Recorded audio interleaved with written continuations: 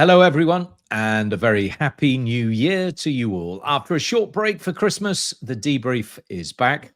Well, the transfer window is open. So where else are you going to go for all the news about the big names making their way across Europe and the rest of the world than here with us? We are truly global today. As ever, the transfer guru Fabrizio Romano is with us. The hot news from Italy is that Fab didn't get a new phone for Christmas. As ever, I'm pleased to say that Ben Jacobs is with me. And as you may be able to see, even though Ben got plenty of presents for Christmas, a new jumper wasn't one of them. How do you know? Maybe I got the same jumper for Christmas. Maybe my entire closet is full of only this festive jumper. But the thing is, Angus, look at Tom, looking majestic and colourful as ever. You just didn't get the memo that you had to dress brightly for the first show of the year. No, I certainly got missed out of that one. Yours sort of reminds me of a slightly random Crystal Palace away kit. But it is as much a part of the show as you are, Ben. And Happy New Year to you. Another gift for you is the ITV Sport and TalkSport commentator Sam Matterface, who will be with us later. And he has very interesting thoughts on Brighton, England, and the best summer signing of last year. And as Ben has alluded, our final present is stateside. It's a big Happy New Year and a very warm welcome back to the debrief for the Athletics' Tom Bogert. Tom, how are you?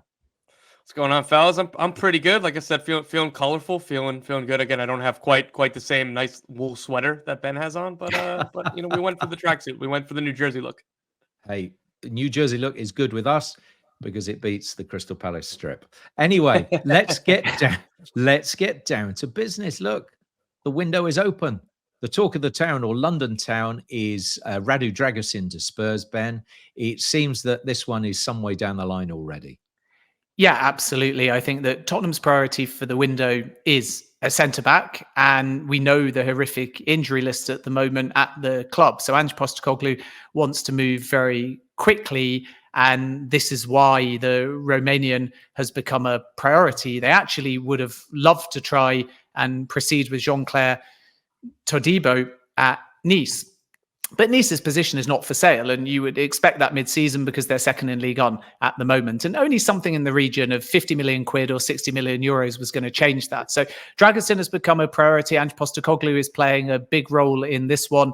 And the player's already given the green light. So this is really now just about, can a fee be agreed? And you might see some reports out there saying that Genoa are looking for something in the region of 30 million euros. But my understanding is that the price might come down a little bit. As I reported a few days ago, Spurs were looking somewhere around the 17 to 20 million pound mark. So that's pushing 25 million euros, I suppose, at the top end. And there's a feeling now that although the parties are maybe 3 or 4 million euros apart, I realize that I'm changing currencies all the time here. So sorry if I'm giving you an early headache in 2024, but there's only a few million between the parties in negotiations. And although structure will be important as well, there's a real possibility that this one gets done in the next 48 hours or so. Okay, well, let's stay with Spurs while we're on the North London club. For you, Tom, there's clearly interest stateside in Hugo Lloris, who's left North London for Los Angeles. Not a bad swap.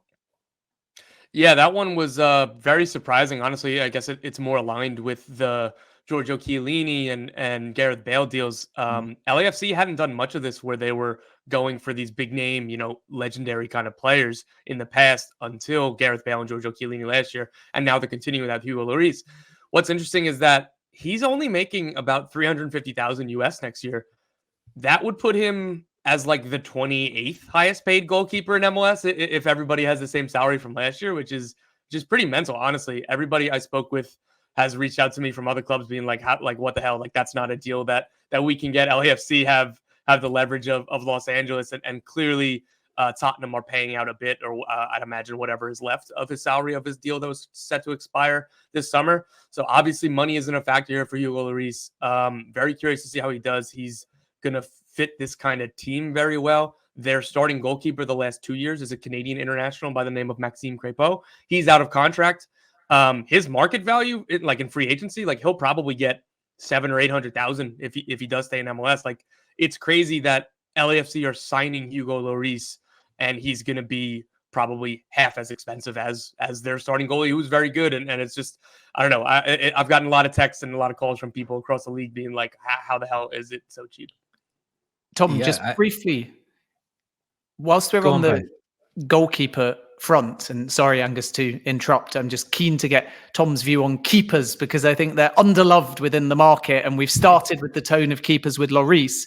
And Tom, a story that you broke was Jordi Petrovic to Chelsea, and I'm interested just to know your thoughts, because he's suddenly got game time because Robert Sanchez is injured. Are you surprised by how quickly he's taken to the Premier League, or were all the signs always there that he could step up when required, even if earlier than expected? Yeah, so for me, I'm going to sound biased because I was used to watching him every single week, and so I truly believe that he was going to be able to come to Chelsea. I didn't think that he was going to start right away, and of course he got the opportunity because Sanchez got injured. But sources that I talked to throughout this deal, it was like, we truly believe that he's going to have a chance to start at Chelsea. Like, we're not just doing this for him to be a backup.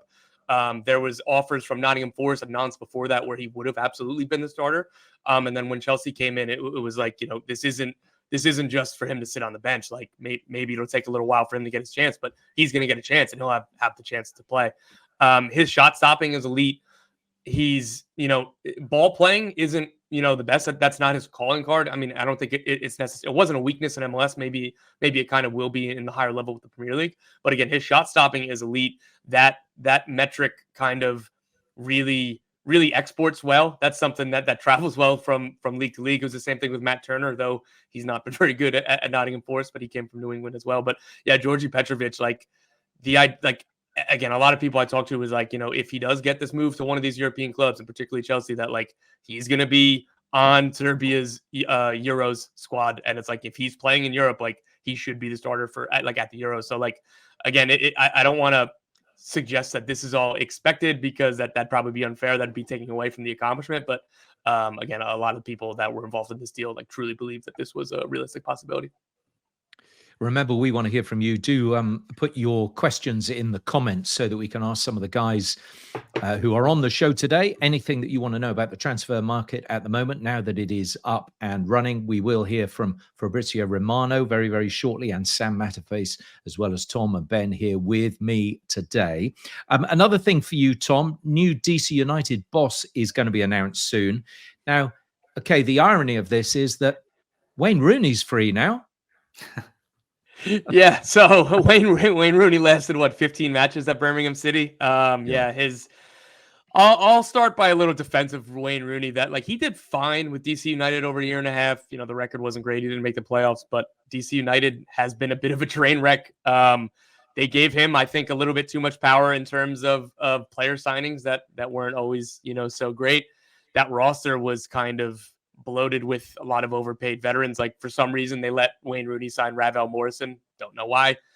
He was bought out pretty quickly because of all of the stories that came from him not fitting, not caring, the stuff. And then, people have said he's a good person. Genuinely, I did hear nice things about him, except for, professionalism on the training field. And then that's why he was just kind of let go from the squad. But again, that was a Wayne Rooney signing. So DC, he left at the end of the season. He was open to staying, but DC needed to hire a new sporting director, and they hadn't done that yet. And they weren't going to trigger his contract extension until they hired a new sporting director who could make the decision on Rooney or the next manager. So while they were waiting to hire the new sporting director, Rooney ends up going to Birmingham City. The new sporting director takes over, leads this coaching search, and he finalizing a deal with Troy Lezane, who was the head coach of the New York Red Bulls this year. And his contract wasn't renewed, so he's going to be the DC United head coach. They were also in talks with Dome Torrent, the former Manchester City assistant, the former NYCFC and elsewhere head coach, but they were not close on salary, or Dome probably would have been the head coach. And then former El Salvador manager Hugo Perez was another finalist, but Troy Lezane, former New York Red Bulls head coach, is succeeding Wayne Rooney at DC United, and now, again, like you said, Wayne's available again. Yeah, but Tom, would Wayne be welcome back in the States or not, do you think? I think he'd be welcome, but I don't know why somebody would look at his 18 months at DC United and think like, yeah, we need to hire him. Right now, there was about 10 teams that changed their manager of the 29 over the last year. almost all of those jobs are filled right now. There's Montreal, which is an absolute dumpster fire. Minnesota United are starting their season with an interim head coach, which is baffling to me. And so those are kind of the only jobs that are open right now. And I don't see Wayne Rooney being fit for either. Ben, who do you see as a successor, I should say, to Wayne Rooney at? Hopefully he will succeed for Birmingham fans. Who would you see as a successor to Wayne Rooney at St Andrews? Well, it's funny because when this story broke and Rooney was sacked, I was out in the countryside in the middle of nowhere with no reception, walking the dog, and then I suddenly arrived back to reception in a nice little country pub, and my phone exploded. And I made some calls, and the first thing from talking to sources is that John Eustace, who's a little bit distant, I suppose, in terms of the odds and the likely candidates, is open to a return. And Birmingham were 6th in the table when he departed.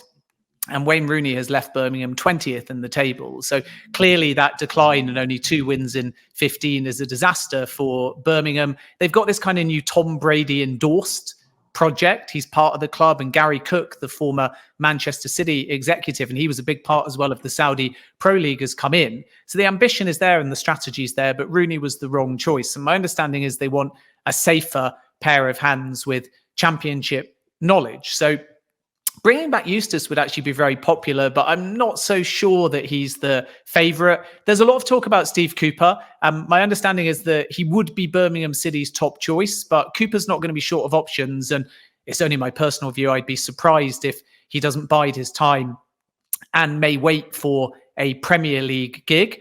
Jesse Marsh is one to watch. I'd be interested to know Tom's thoughts on that one, but he's certainly in the mix. The safest pair of hands, or the most experienced name, is Tony Mowbray. Again, I would classify him as a little bit more distant.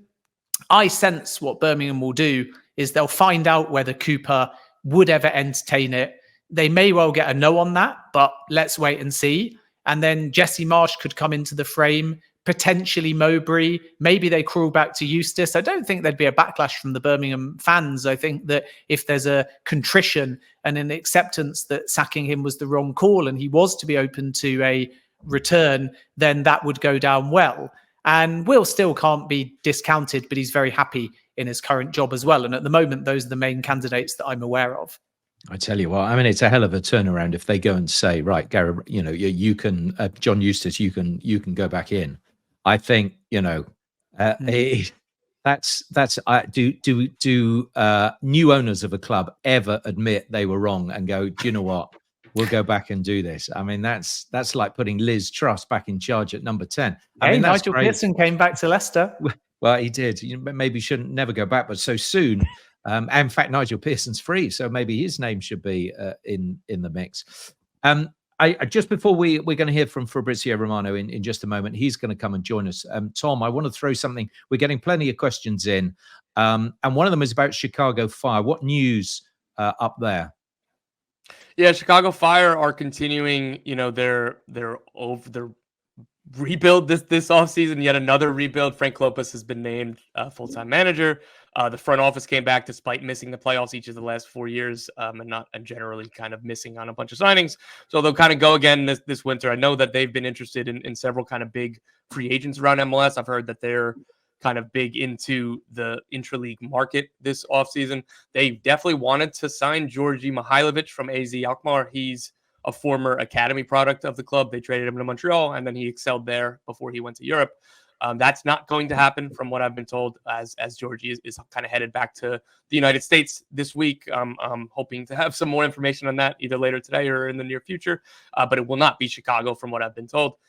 They will be looking to add a big center forward and a big winger. I'd imagine that they're definitely going to be looking to offload Jairo Torres, who hasn't worked out, maybe Xherdan Shaqiri, but I'm not sure who the takers would be for Xherdan Shaqiri. So I'd guess that he's going to stay, but they definitely want to add a designated player center forward and a designated player winger, which just means that they can pay whatever the hell they want for these two players. Fantastic stuff, Tom. Have a pause there. And Ben, have a breather. We've got to get over to Fabrizio, who we caught up with just a little bit earlier, find out how his new year was, what was in his Christmas stocking, and also to find out all the decent transfer news. Fab, Happy New Year to you. Great to have you back. We've had a Year. little break. We've had a little breather. Now comes the busy time.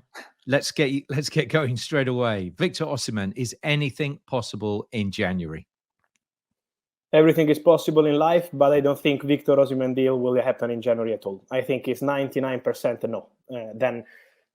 Honestly, after what happened with Enzo Fernandez last year, anything is really possible. But again, in that case, there was a release clause. In this case, the release clause is on a different topic. It's something for the summer. It's not something for January. So I don't see Victor Osimhen leaving Napoli in January. And I think the contract extension was part of the project between Osimhen and Napoli to continue together till the end of the season, to help Napoli get in Champions League next season, and then probably to leave in the summer transfer window.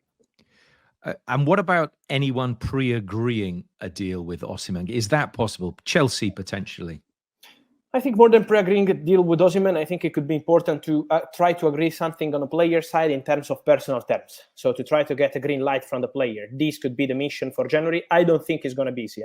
So I don't think it's guaranteed that Victor Osimhen will decide his future in the January transfer window. Also because clubs can approach him, clubs can present him a project, but we know that in football, 6 months are like 6 years in other sports. Everything can change from the manager to the directors at any club in the world. And so this is why it's not guaranteed at all, from what I'm hearing also from people close to Victor Osimhen, that he will decide his future in January. I think he will take some time, and I think it's not going to be that easy to reach an agreement with Osimhen in January. And with Napoli, I think it's really unlikely, knowing how Napoli work, how the president Aurelio De Laurentiis works, to reach an agreement now for the summer. I think it's something that we will discuss as a saga in the next months in 2024.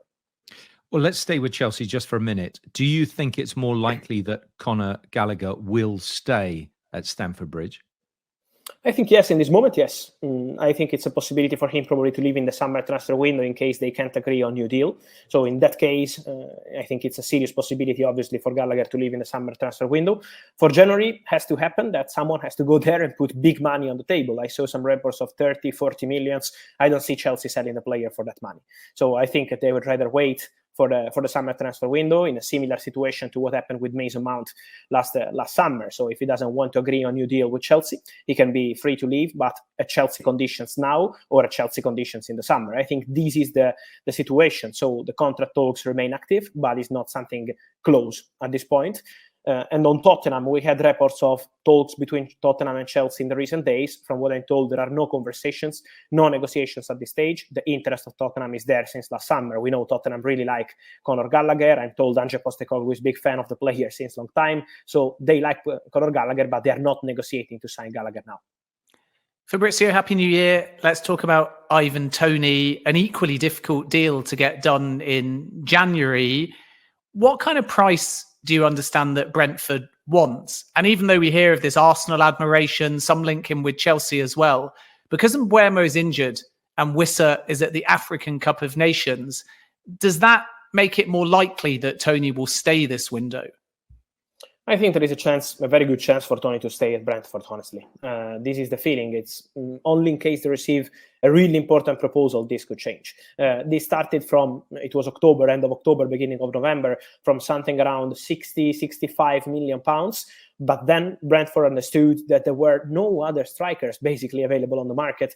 I mean, top strikers available on the market for top Premier League clubs. And so the idea of Brentford is, I think, even higher than this. It would be something around 90, 100 million pounds for Ivan Toney in January. So I don't think it's going to be easy to go there and negotiate for him. So in case something wants to be creative, maybe to negotiate a loan deal, but there has to be a negotiation for an obligation to buy. So a guaranteed sale of Ivan Toney, and that's to be for a big amount of money. Otherwise, I think he's going to stay at the club and probably leave in the summer transfer window, because the idea of the player remains to leave. The idea of the player remains to try a top club experience, but he's not in a rush to leave now. Could be also in the summer transfer window.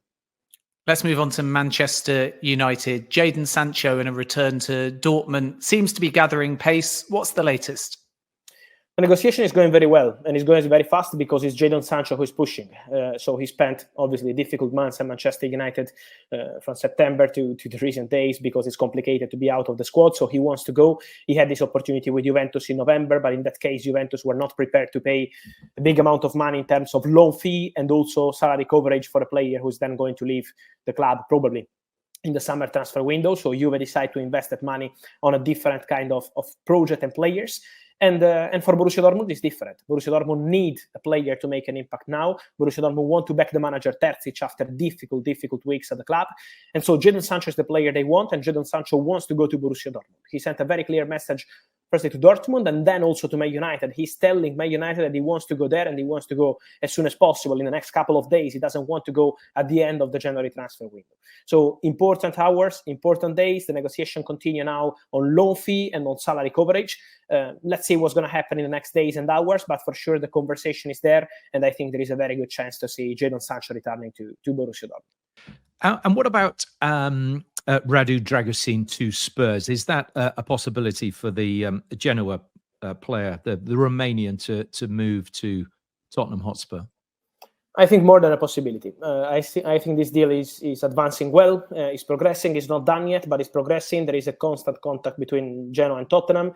The conversation is very positive from what I'm hearing. Radu Dragusin already said yes to the contract proposal some days ago.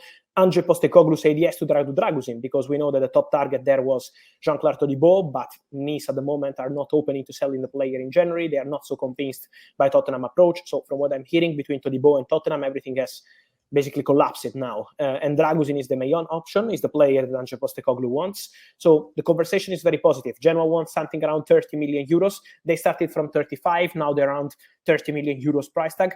And Tottenham are offering around 23 million euros. This is a verbal conversation, not an official bid at the moment, but it's a positive contact. The relationship between the two clubs is very good. So I think there is a good chance for Tottenham to bring in Dragusin in the next days. Fabrizio, the Saudi market may be a bit quieter this January, but there's a feeling multiple clubs are looking at West Ham's Naif Agard. You gave an update very recently. What more can you tell us about the possibility of him moving? Yeah, there is interest from Saudi. There was already interest at the end of the Saudi summer transfer window, at the beginning of September. Some Saudi club approached West Ham for Agard. I remember it was before, for example, Luis Felipe joined Saudis. There was a possibility to go for Agard. Then West Ham said no. And again, now there is interest from Saudi. From what I'm hearing, the only way for West Ham is to find a top replacement and to make a permanent transfer, not a loan. Because, for example, Milan and Roma in the recent weeks tried to approach West Ham over loan deal with buy option, and from West Ham it was a no, only permanent transfer or nothing. So it's not that easy. Agard is very happy in Premier League, from what I'm hearing. He's not desperate to leave. It's not just about money. He's very happy about being in a very competitive league, probably the best in the world, like Premier League. And so this is why Agard at the moment is not desperate to leave, but the interest is there. And so let's see what's going to happen. Fabrizio, is there any update on Kylian Mbappe? Not yet, but obviously now we enter into important months. Mbappe is free to sign with any club, so the situation is quite open now. Paris Saint-Germain are waiting for his communications, and they keep hoping for Kylian Mbappe to extend his contract and sign a new deal at Paris Saint-Germain, but at the moment it's not guaranteed at all. Real Madrid keep working on that behind the scenes, for sure. We know it's not a secret since a long time. So let's see, it's on Mbappe now. From his camp at the moment is total silence. They are taking their time. They are discussing internally with his mother, with people close to his father too, with his lawyers. So they're working on it. Let's see what's going to happen, but I think it's not that guaranteed that Kylian Mbappe will decide his future, for example, this or next week. I saw something about deadlines. I'm not sure there is a deadline, and I think Mbappe will take his time before deciding. And Fabrizio, just finally, the question I think I've always wanted to ask you during the window: what time are you getting up? What time are you going to bed? And are you still only on the one phone to do everything? Yeah. Only one phone is fine for me. Yes, and I try to go to sleep around 4 a.m. in the morning, 4:30, could be 5 sometimes, and I wake up around 9 Italy time. So 9:30. So 4 hours are fine. It's okay. A month of 4 hours sleep every night. I don't know how you do it, Fabrizio, and you still have time to talk to us. So we are forever grateful. And he's still looking good as well. There's no sign of tiredness. That man never looks tired. Still looks good looking, suave and Italian every time we see him. How does he do it? Fabrizio, thanks very much indeed. Ciao, ciao. We'll see you next week. See you. Thank you. All right. Ciao. Happy New Year. Happy New Year. He's a machine. It's unbelievable what he does. Tom, how many phones have you got? I just have the one, like him. I prefer it that way. I do want to get a flip phone to just kind of maybe for friends and stuff, just to when I want to leave the house and try to leave my phone behind. What I'm more impressed by is the 4 hours of sleep. That's That's mental. And particularly with how much he's looking at his phone and technology. How is his eyeballs not kind of like drooled out of his head? Good for him, man. Ben, you've got 2 or 3 phones. I think you have a gambling phone. You have a burner phone. And that has one phone number. It goes right to a bookie. My direct line to the owner's phone. No, I've got 3 screens if you include the laptop as well, and then 2 standing screens. So I've got like a publishing screen, and then I've got a second screen which I watch things on, and then I've got the laptop which is more versatile, and then I've got 2 phones plus my like close friends and family phone, of which obviously you've both got the number. But no, I use 2 working phones, my work phone and then my regular phone, which is technically my personal phone. And you know why I've got 2? Because I suppose others do it different ways, but I have a lot of alerts now as well. So I'm aware of things like official announcements. And when I switch off, which is very rare during the window, I can't deal with watching a movie or having dinner and just alert. So I put that on the work phone. And then when I switch off, I know that if the personal phone pings, it's only going to be you, Angus, asking me for a cup of tea. And I'm fine with that. Dear. Well, I will continue to carry on doing that. You do make a very good cup of tea, actually, Ben. Look, let's get back to transfer business. What about Mbappe? He was talking about Mbappe then. Look, what's going to happen, Ben? Look, seemingly, it's Real Madrid. It's just it's when the deal comes through and we're all told about it. Well, I think there's 2 options. One is that, as you outline, and it would be for the summer. It won't be mid-season, especially because PSG is still in the Champions League. The other option is he extends. And there's definitely more optimism now than a few months ago that he might extend. And extension could be until 2025 or beyond, or it could be an extension, in inverted commas, to be sold. And what that means is that there would be some kind of clause allowing for a reasonable sale and forcing Real Madrid to pay a price to PSG. And people say, why will Mbappe agree to that? And it's a good question. Maybe out of some kind of loyalty, if we're being very idealistic, to PSG, because he always told Nasser Al-Khalifi in private conversations he wouldn't go on a free transfer.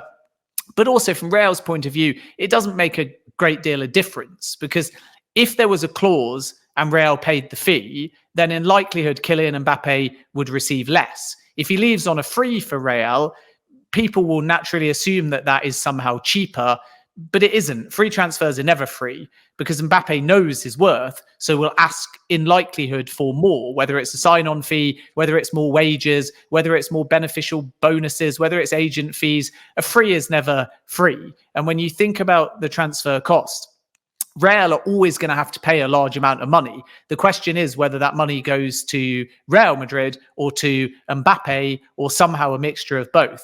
But the key thing I want to reiterate, along with, by the way, saying many of the Premier League links are being downplayed by the clubs, is that PSG are legally covered from a financial point of view for every eventuality. So the reason why there's a calmness, the reason why there's no acrimony, is because now if Mbappe was to just go on a free, then he has agreed to binding financial commitments, which mean that he will repay PSG money, or he will not take money that would have been owed to him, roughly to the tune of a transfer fee. So PSG are confident that the club will not be in financial ruin if he walks out the door on a free transfer. And that's why I think everyone's just saying they're focused on the season. And Mbappe might not decide his future in January. Fabrizio is right, as per my understanding, that there isn't this deadline to give Real or anyone else an answer right now. Mbappe might wait and see. How do they fare in the Champions League? How does the second half of the season go? And then decide what he wants to do. So I think it's probably stay at PSG or go to Real Madrid as the 2 most likely options. But we might have to be a little bit patient and wait a few more weeks or months to see how this one plays out. Okay, what about one of his former teammates, Lionel Messi, Tom? Now, there's so many questions we could ask about him, but take me through this rather bizarre announcement that the Saudis came out with, saying that it's what do they describe it as? The last dance in Riyadh. Yeah, that's it. Very Americanized. Yeah, exactly. So that was going to happen. Then Inter Miami say, hey, no, this is not happening. And then well, it seems to be on in some shape or form, but try and explain it to everyone and what was behind all that. Yeah, that was pretty wild because it wasn't just like sources telling you, no, this isn't done right. It was like Inter Miami put out an official club statement that there's been nothing, like whatever, like they didn't just like pour cold water on it. They like doused it with a fire hose, right? Like it was really odd. And it's just like talking to people, and like, I don't know, Ben and I had spoke about this kind of privately. It was just like but like people in Saudi are insisting that this is real or whatever. It's like, this is odd. And I was like, yeah, it was weird how strongly Miami came out. And then it was 2 weeks later, Miami and Saudi clubs announced that this was indeed happening. The interesting part for me is obviously Miami are trying to cash in and maximize their investment in Lionel Messi. It makes sense. Same thing with MLS, same thing with Apple, same thing with Adidas, all that. They are going on a very extensive preseason tour. This is not something that MLS clubs do often, and it's not something American clubs have done really. A little bit with David Beckham with the Galaxy, and really haven't since Pele with the New York Cosmos, in a league that folded when Pele left. MLS won't be in trouble like that whenever Messi does retire and does leave, but that's still kind of an interesting kind of subplot. But what's difficult is they're going to Hong Kong, Japan, Saudi Arabia, El Salvador, and I believe a preseason tournament somewhere in America. That's a lot of miles to put on this aging team. Again, when the core of the team is a couple of 34, 35, 36-year-olds. And then they play in the CONCACAF version of the Champions League, the CONCACAF Champions Cup. That starts a week before the MLS season. Miami play the first game of the MLS season the Wednesday before the season is due to start, so in February. So they're racking up all of these miles for preseason tournaments, and I understand the point to cash in, to play this very lucrative game in Saudi Arabia, for Messi to play Ronaldo again. It's going to be very beneficial, but at what point do these miles add up? At what point is there going to be a game that Lionel Messi, Sergio Busquets, and Jordi Alba, maybe in March, sit out because they've been traveling too much in February and January? So it's definitely a little bit of a difficult balance to hit for Inter Miami and MLS clubs of like, all right, how much of this is for commerce and how much of competitive balance are you striking here? Well, keep your questions coming in, but is one I wanted to ask you, Tom, from Kick a Ball Pod. Dybala to LAFC, is that a possibility? That's nothing that I've heard of, but when we get off today, I'll start asking questions. The biggest name that, again, it's not any breaking news here. The biggest name that's likely to come to MLS in the next year or two or whatever is Antoine Griezmann. He's talked about it anytime he's been asked about it, right, over the last few years. Like Suarez was similar about talking about wanting to join Messi, and now obviously that's official, and Luis Suarez is headed to Miami. Paulo Dybala is somebody that he fits kind of the new profile of a big player in MLS. Like Steven Gerrard, my favorite player of all time, he came to the LA Galaxy. He was not worth it at that stage. He was definitely kind of washed up. Frank Lampard played well, but he was probably at a later stage of his career. Andrea Pirlo wasn't even playing at the end of his days at NYCFC because that's kind of where he was at. Paulo Dybala is at kind of the end of his prime. He's in his prime. I've heard the LA Galaxy were interested in Alvaro Morata, still starting for the Spanish national team. This is the new kind of big money profile that MLS teams are trying to get, rather than, say, Andres Iniesta when he's 39, right? Or somebody who's definitely on the other side of their peak and far away from their peak. So Paulo Dybala is definitely a profile that would make sense, and LAFC is an ambitious type of club who would be able to pull off that kind of signing, both in terms of finances and in terms of reputation. Of course, it's got a battle on its hands, Ben, because Saudis have come into the market. You've always said that you expect it to be a quieter January transfer window in Saudi Arabia, but maybe some of those names could be potentially out there during January. Yeah, I think that January is difficult because what people don't understand, even the big PIF-controlled clubs, each has a budget, and that budget is seasonal. So although there's 17 billion English pounds allocated for Saudi Pro League spend between now and 2030, it's divided by season. And once you've hit your seasonal budget, because the money is centralized from the Ministry of Sport, to try and give some kind of equality to all of the teams, there has to be exceptional circumstances to get more budget. And many of the clubs have spent their budget, and in addition to that, have full foreign quotas. Now, as I reported, and it's been confirmed a few days ago as official, the Saudi Pro League have increased their foreign quota from next season to 10. And it's an 8+2 rule, 8 in the squad for a match day, but 10 allowed to be signed on the roster. So that might mean in summer we see more foreign signings. But I think that a lot of the Saudi clubs are going to explore the local market. If I'm to kind of sex it up, so to speak, and give you some names, just because people always want the big names, then be sexy, Ben. Come on, I know you've got it in you. Please be sexy. I'm not sure about that, actually. Me and sexy don't really go together, but transfer markets and Saudi signings and sexy might go together. So Naif Agard, West Ham, Fabrizio already touched upon him. I'm told that West Ham don't really want to sell. I think El Neni at Arsenal is a possible Saudi target. Within the local market, Bobby Firmino is an interesting one because he's not playing at Al Ahly. And I'm told that from the Saudi dealmakers' side, they'd rather keep him optics-wise in Saudi until the end of the season. Then Firmino might leave. So a loan could be a possibility. Steven Gerrard's Al Ittifaq are a genuine contender, but only, coming back to that budgetary point, if Al Ahly pay basically 100% of the wages. And if not, that won't be feasible. Al Shabab and even Slaven Bilic's Al Fatah have looked. But it's all about Firmino. And because there's a break now, he'll assess. And it may be that he pushes to either stay at Al Ahly until the end of the season or go elsewhere. It wouldn't remotely surprise me if there's some MLS interest in Firmino. And we know that Turkey as well have looked at Firmino in the past. So that could be for January. But I sense if he is to exit Saudi, he might have to wait until the summer.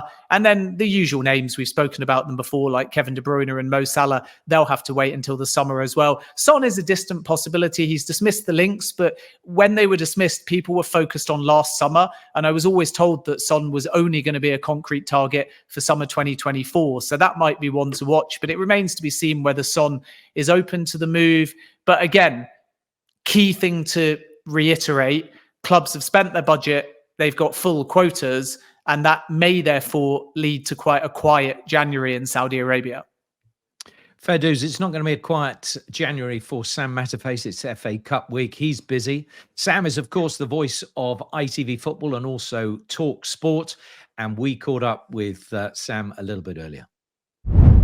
Sam, we know that Sir Jim Ratcliffe is having meetings at Manchester United now. What do you think his impact will be, and where do they need to improve if they're to succeed and get further up the table, which clearly they need to do?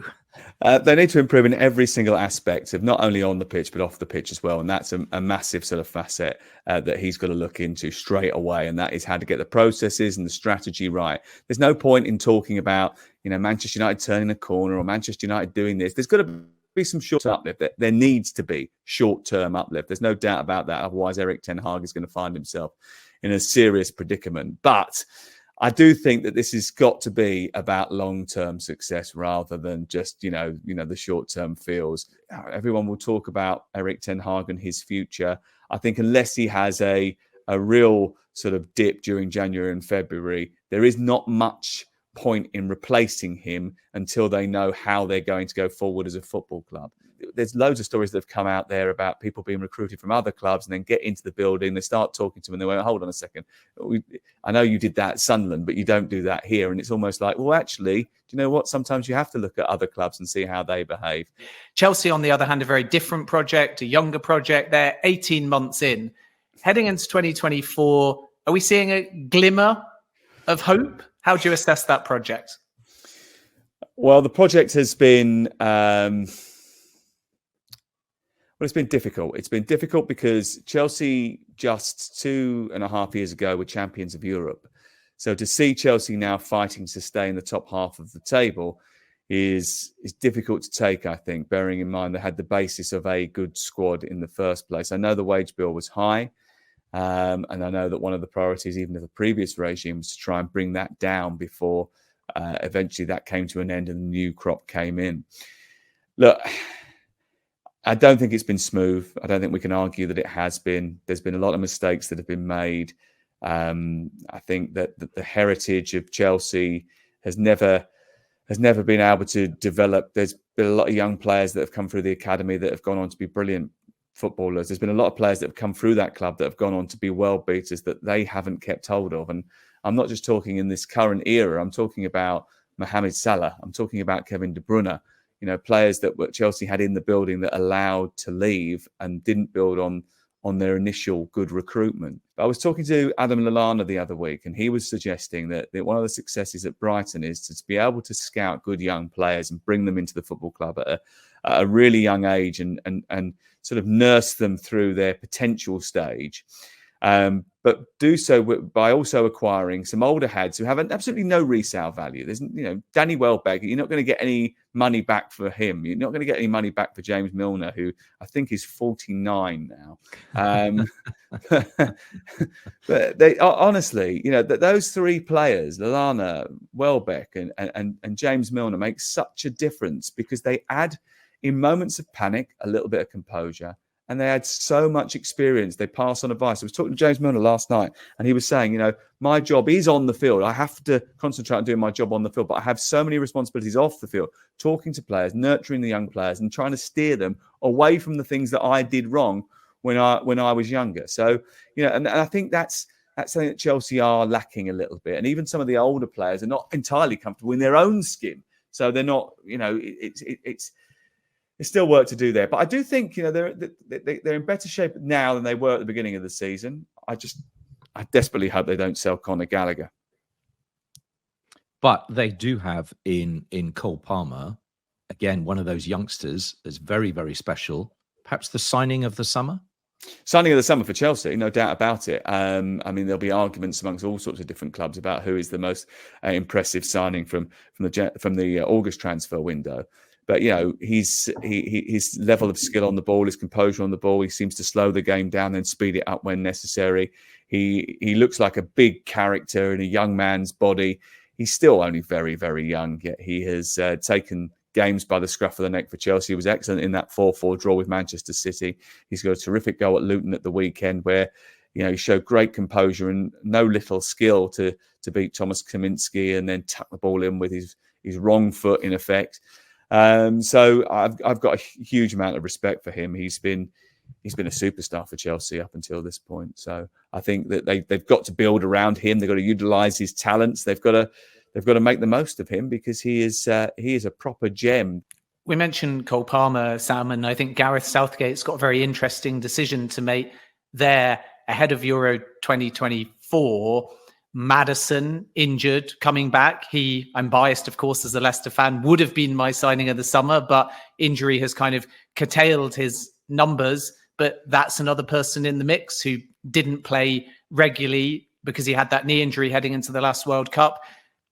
And then, of course, you've got Aaron Ramsdale not playing at Arsenal. You've got Calvin Phillips looking for game time at Manchester City. What's your kind of read ahead of the Euros? Who from those names do you think will definitely go? And are there any other surprise names you think are worthy of inclusion? Goalies are different, aren't they? I do think there's different rules for goalkeepers. And I think sometimes that if you're not playing, they trust Aaron Ramsdale. They like Aaron Ramsdale. He's got a terrific personality. I don't know if you've ever met him, but he's a very sort of ebullient character and he's brilliant round the camp. I know that sounds like, Roy Keane will go crazy just hearing that.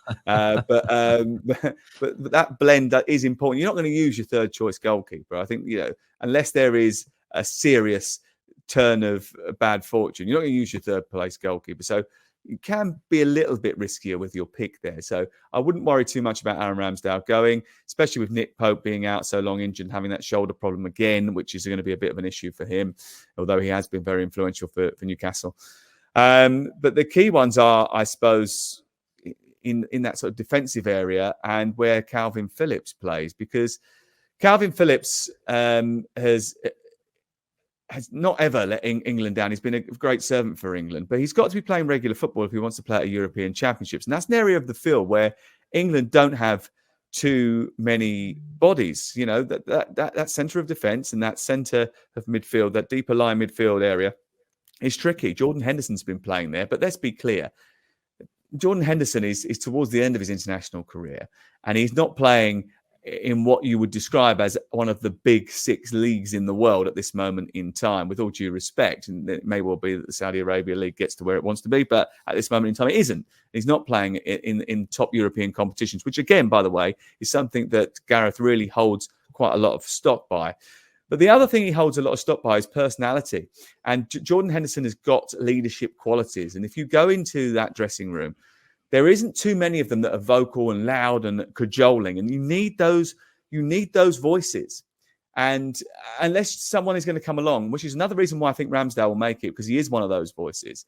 If you've got someone else who's going to come along and stamp their authority on that, then I can see Henderson still going to the European Championships. It's difficult because you've only got 23, but you've got to get that dressing room atmosphere right. And you need some talkers, and there's not too many talkers in that dressing room. Phillips, I think, is taking a risk, whatever he does next, but he's got to take a risk if he wants to get into the squad.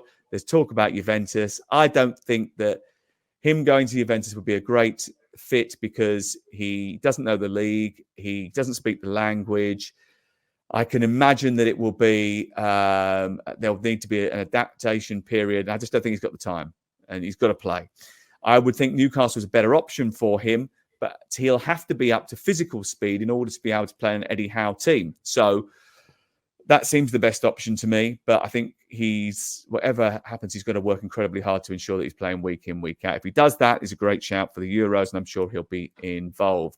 I think, outside picks, if you're asking me for players who I think might just sneak in, well, there's a lot of talk about Ross Barkley at this moment in time because of his impressive performances for Luton. I think that's a bit far-fetched. He's played very well and he's been excellent for them, but I think that's probably a bit of a push, isn't it?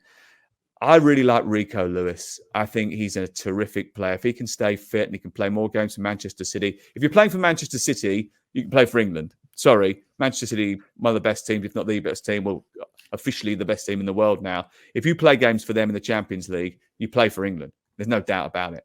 You've got Jude Bellingham, you've got Rico Lewis, young players that are coming through that have got big personalities and are able to handle the limelight. Yeah, I'd fancy that him to get into the squad, I think, as well. I think that'd be impressive. Sam, thank you very much indeed for your time. We know you've got a busy week. FA Cup third round coming. Plenty of work for you on TalkSport and ITV Sport. So we appreciate you coming on the debrief. And we'll speak to you later on in the year. Cheers. Thanks for having me. Great to hear from Sam Matterface. He's always got something to say. Great voice, and we now, I suppose, let's go to our viewers, our listeners, and throw in some questions, you guys. If I can put you on the spot with a few of these, let's start with you, Tom. Patrick Morrison asking this question: any MLS talent rumored to be making the jump to Europe's top 5? This is good timing for this question. I'm actually writing this story as we speak, so I've been making a lot of phone calls in the last 48 hours on this one. It depends on what's most likely and what's kind of most not likely. Thiago Almada, whether it's this winter, probably not because of how expensive it'd be, or the summer. Atlanta United are looking for $30 million, something around there. Easily would something that eclipses the MLS outbound transfer record of Miguel Marón, which was $27 million to Newcastle. Thiago Almada is a World Cup winner. He's been excellent in MLS, MVP Player of the Year finalist, to use more British parlance. And he's definitely the biggest name. That's where you have to start with this kind of question. Noel Buck is a young rising player who will be in Europe sooner rather than later. It's just whether it's going to be this winter or within the next 12 months. He's playing very regularly at New England. He's a key starter. He's broken into the England U19 national team. And you look at kind of some of the other midfielders that he's playing with England, Kobe Mino, of Manchester United, Joe Bellingham, Sunderland, all these players, like, he's aligned with these guys. These are his colleagues. That's another player to watch. Brandon Vazquez, the center forward for FC Cincinnati in the U.S. national team. CF Monterrey in Mexico are pushing really, really hard to sign him because he's got a Mexican nationality as well. There's been Borussia Mönchengladbach really wanted him in the summer. There's been teams like Cadiz, Middlesbrough, and Brentford have been linked with him. I'm curious to see where that one goes. I know that Brandon Vazquez is ready to kind of make the leap to Europe. And another name that I think that we're going to talk about in another question would be Duncan Maguire, the Orlando City center forward, but I'll wait until we get to that. Ben, on to you. Can you deal with a Liverpool question from Hot Shit HOV? Who is Liverpool signing? Usernames, they will always trip us up. That exactly. Much I know. I'll come on to Liverpool. I think we can say it. I'll come on to Liverpool in a moment. I just wanted to ask Tom something briefly, and it may be that you don't know a great deal about anything ongoing, but obviously when we're talking about Americans coming to Europe, we should also mention the women's game as well. And there's a real feeling, talking to sources, certainly at my end, that in the back end of last year, Emily Fox was in advanced talks to join Arsenal. We know that Emma Hayes has gone the other way, by the way, to the US women's national team. And then in addition to that, a big signing that has already been announced is Christy Mewis, who has moved to West Ham United. So I don't know how much sort of information you've got or how much of a focus you spend on the NWSL. We know about Meg Linehan at The Athletic, who's excellent and always deserves a shout out for her hard work. But just before I come on to Liverpool, I wonder whether you feel, Tom, that it's going to be more of the same, or if you've got any insight on the women's side. Because during the pandemic, we sort of saw a boom because the calendar allowed for these temporary moves from box office NWSL stars. Then it died down, and now maybe there's just a sense that it's picking up again. Yeah, no, that's a really good point. Rose Lavelle was a national team star who was out of contract. I was curious to see if she was going to make the jump to Europe because of the greater investment that's coming into the women's game in Europe.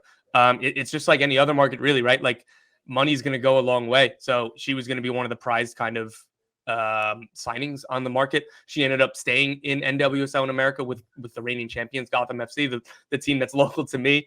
I think that's a super exciting move. But yeah, like, it is a good point that there was kind of this flood of temporary moves, and Rose Lavelle was one of the players that went to Manchester City from the NWSL just because of that timing. I think it's only going to be more and more. The competition is very, very good. It's continuing to get better and bigger, and NWSL teams are going to have to step up their investment if they don't want to lose all of these players. Like, they used to be the destination, the premier destination in the women's game, if I'm not speaking out of turn, if I have that correctly. And it's now they have bigger competition to hold on to some of these stars. So yeah, that's definitely something to watch over the next 12 to 24 months. But Meg Linehan is absolutely the authority on this, and I defer to her. Ben, get back to Liverpool then and tell us what's going on there, because there are a few questions. Yeah, I think with Liverpool, we have to be cautious because they're shrewd and they're full of surprises. And often with Liverpool, it's more about names that they're not going for, that get caught up in the sort of media landscape. And then they'll surprise us with one. And that's the sort of secrecy of their model. And I always hold my hands up because you make sources. And I've got good contacts at Liverpool, but you have to respect sources as well. And sometimes you have a source that is either all off record or they're just not going to tell you anything. And Liverpool purposefully keep their business secret and sometimes deflect. And then, as they did with Cody Gakpo, when everyone said Manchester United and it was Liverpool, as they did with Alexis McAllister, where they got him at a steal, as they did with Ryan Gravenberch, they're calm.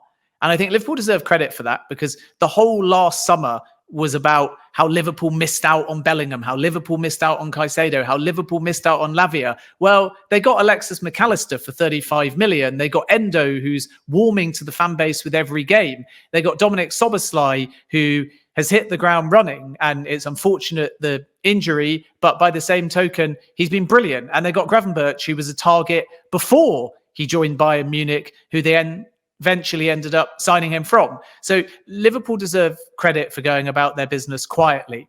What I can tell you is that links with João Palhinha at Fulham are wide of the mark, as I reported a few weeks ago.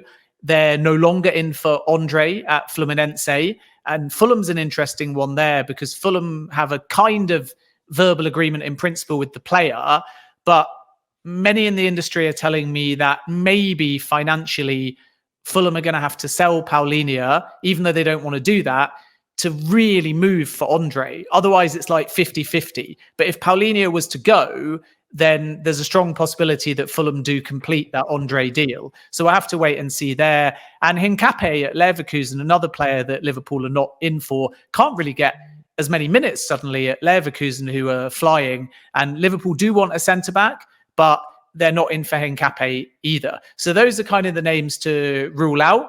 I think there is admiration for Kimmich, but I'm not sure that he will leave. And I also think that it's not necessarily going to be a January one. And I think that we still need to keep an eye on Liverpool and other left-sided centre-backs because they really wanted Levi Colwell. It wasn't possible last summer, but that is still an area where they'd like to strengthen. But I think that this will be quite a quiet window for Liverpool. And then I think in the summer, we'll again see them do some smart business and, as importantly, some early business. Yeah, so that question that's just popped up for you, Ben, Ridwan Oladele, that's saying, any news on Liverpool's situation for a centre-back signing, let's not hold your breath and look more towards the summer. Yeah, I think so. I mean, there will be targets available, and when they're opportunistic and they're the right profile and value, then Liverpool will move. But there's nothing really in Liverpool's mindset or model that is panic, and they will take their time. And if the right centre-back becomes available, then they potentially will move. But there's a lot of faith, for example, in obviously Ibrahima Konate, Jarrell Quansah as well. You've got Joe Gomez. It's obviously unfortunate that Joel Matip is injured, but I think that there's just going to be a delay in Liverpool moving simply because they don't want to make the wrong decision. And sometimes they get accused of making the wrong decision. As I said before, the wrong decision not going for Bellingham, the wrong decision not somehow forcing Caicedo through, the wrong decision not getting Lavia early and opening the door to Chelsea. But look at all the right. Liverpool are top of the table. They've done their midfield revamp. Most of the time when they encounter criticism, over time, their decisions are justified. And this is why I think they're going to wait. I think that Ko Atakora might be one to watch in 2024 for Liverpool. They've certainly scouted the player, as have Tottenham as well. But that's a good example, again, of a player that has a release clause, but it's not going to be valid until the summer. So if Liverpool want to move, they've either got to find a structure that works now, or they've got to be patient. And of course, release clauses, so often, they're not triggered anyway. They're used as a yardstick for valuation, or you negotiate around the vague number and try and get a more preferential structure. So I just don't see Liverpool being particularly active. And should the right opportunity come about, they might surprise us. But I still think a lot of this need for Liverpool defensively, and maybe for goals and creativity, depending on what happens with Salah in the summer and Saudi Arabia, will come in the months that follow rather than in the next 3 weeks. Well, let's round this up with your thoughts, guys, on what will be the biggest story, might be the biggest story of the window, or a big story. I mean, for me, one of the big stories of the window is that Tom Bogert has started a new YouTube channel. I mean that's big news over here. It's already come across the pond. We know about it. Yeah, it feels uncomfortable. I feel like I don't want to look in the mirror or look at this thing. It's just with being super self-serious and starting YouTube. But self-titling a video didn't make me feel great. I feel like I'm taking myself too seriously. No, you'll never do that, Con. Sure, but give us a big news story, or something that but either of you that may be significant during this window. I can go, because I'll tee you up, because I think that the wider interest is going to be in Liverpool and Mbappe and everything that you're going to say. So I'll start with some of the bigger MLS news. I would watch the LA Galaxy and Chicago Fire. They both have several open key spots, and they're going to invest heavily. Like the Galaxy had like a $12.5 million bid for a rising Paraguay international Ramon Sosa in Argentina. And that's kind of the model they're going for. These are going to be kind of significant bids. The MLS inbound transfer record is like 16 million US. I believe that Chicago might break it. They have the money if the right target and the right player is available to break that record. I don't know if they're going to. It depends on getting a deal done or not. But these are two teams that are going to be looking to take very big swings this offseason, and those are two to watch. And for you, Ben, what's going to be standing out for you? Well, I think the standout thing might actually be the quietness of the window across the board, which sounds a bit boring. If we're talking about surprise moves, then we know Chelsea are one to watch. So I don't think a pre-agreement for Victor Osimhen can be entirely ruled out, just because that's Chelsea's strategy to try and get ahead of the market. And we know that they did that with Christopher Nkunku. But I still think that Osimhen will be a summer story. And if you're Osimhen, you have to think about when's the right time to make the decision. Unless he's sold on one option and it's not advanced enough to be at that point, players also like to wait. and they like to see what a club has for the next season, how stable a project is. Does the manager stay? And with Pochettino, there's going to be this appraisal almost, which was pre-planned when he joined, at the halfway point of the guaranteed part of his contract. And then Chelsea will determine how the project is going, and that will lead into their summer recruitment. But Pochettino doesn't, I understand anyway, even though we see some reports to the contrary, have this sort of enhanced power. He's an important voice to input within a collective team of recruitment voices led by Paul Winstanley and Lawrence Stewart. And because of that, Chelsea's model will function as normal, which means they might surprise us with a Brazilian signing. They might surprise us with a young signing. And in addition to that, we know they want an elite striker, but is it January or is it summer 2024? I think the jury's out at the moment. I think that Sergio Guirassy, more broadly, is one to watch because there's a sort of bargain release clause there. And we'll wait and see whether anyone is tempted by that. I think Andre Santos is interesting because he'll be loaned somewhere in likelihood. He's just returned from Nottingham Forest in the last few hours. Forest have made that official during this live show. And there's Premier League clubs and Championship clubs. Newcastle have had a historical interest. But the challenge with Newcastle is that, first of all, Chelsea need to be sure he's going to get minutes. And second of all, it's a 4-3-3. Bruno and Joe Linton are two of those if they're fit, because Joe Linton's not playing in a more advanced position this season. And then you've got Sean Longstaff, you've got Elliot Anderson, you've got Lewis Miley. So immediately, if you're pitching that to Chelsea, and they have had a historical interest, Chelsea are probably saying, where's he going to play and how often? Crystal Palace are interested, but there's Championship clubs as well. I think Ipswich might be one to watch. I think that Leeds are still in the market because they ultimately, even though they have made some sort of replacements, they've lost Weston McKennie, and there might be a window of opportunity there. So don't be surprised if we see some movement with Santos and Championship clubs, or maybe a Premier League club if they can guarantee the minutes. And then Conor Gallagher's still going to be one to watch. The expectation is the player wants to stay, the manager wants to keep him. But obviously, if the right offer, and that might be a total package of 55, 60 million, bottom end, 45 million guaranteed, but with bonuses as well. If the right kind of package comes in from a suitor, Chelsea might have to strongly consider that as well. So there's kind of plenty of stories and plenty of talking points. But I think those heading into the window thinking Osimhen will move and Nketiah will leave Arsenal, and that Tony will join Arsenal or somebody, and that Phillips will absolutely definitely go, even though that one is maybe likely on a loan. There's nothing kind of agreed yet. There's stumbling blocks there. Anyone waiting for all these big names, big stories might actually be a little bit disappointed this January. Well, that answers a lot of the Chelsea questions and all the other ones that we've had come in today. Thank you all for those. Tom, it's great to see you as ever. And thanks for giving us the all the gossip from the other side of the Atlantic. We would welcome you back later on in the year before we round up the debrief this season. Tom, what's the page link as well? At Tom Bogert on YouTube. There you go. Get onto Tom's own YouTube channel, at Tom Bogert at YouTube. So it's pretty easy.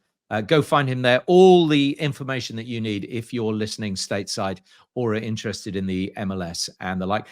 Ben, thanks indeed for your company. I look forward to seeing you and your jumper next week. Jumper might be done, you know. It's getting a bit too far into the new year. I might be going dark and bland like yourself as we talk about the gloom at Manchester United next week and whether Sir Jim Ratcliffe can lift it. I'll put my black armband on then as well, just to go with it. To you, Ben, thanks very much. As ever, thanks to Fabrizio Romano. He is with us every week. My thanks also to Sam Matterface.